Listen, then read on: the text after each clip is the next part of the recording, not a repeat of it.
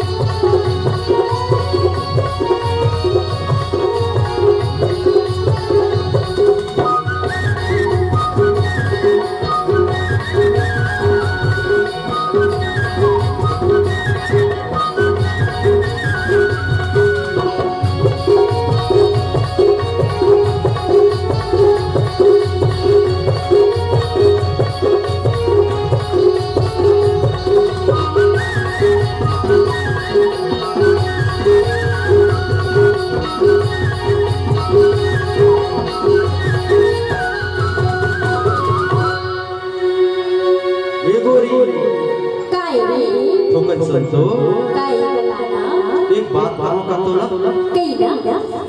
मुर्गांव में आवे का तो कामया हां का बराबर वाह हमार बांधा टोला गांव देख ले बे ऐसे वैसे कुछ खास है का हां खास है हमार बांधा टोला का है अरे वो तोला संत मिली, महेश मिली, मोती सरपंच मिली ऐसे का ई मन सब संगीतकार और गायक है का ऐसे वो मला देख ले बे आवे हां हां ठीक है जरूर ता आवे ना हां हां आवे वो